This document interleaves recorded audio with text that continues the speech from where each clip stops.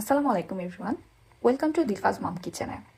যদিও আজকের রান্নাটা দিলফাজ মম কিচেনে হচ্ছে না, আজকে আপনাদেরকে দেখাবো কিভাবে আমি রাইস কুকারে বেগুন ফ্রাই করি, দ্যাট মিন্স বেগুন ভাজা।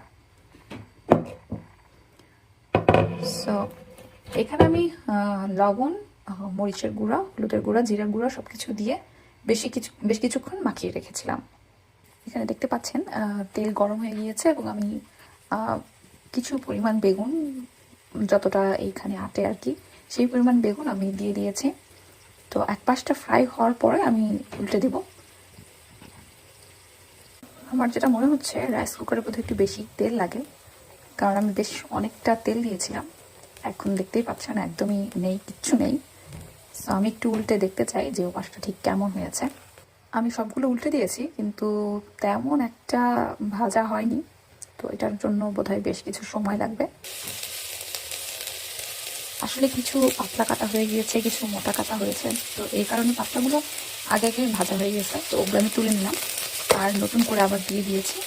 তো এভাবেই বাকি যা আছে আমি সব একে একে ভেজে নেব। তো এই আমার লাস্ট আছে, বাকি সবই ভাজা হয়ে গিয়েছে। তো আপনাদেরকে এখন দেখাবো ঠিক কেমন ভাজা হলো। এটুকু হতে থাক। সো এই হচ্ছে আমার আউটপুট।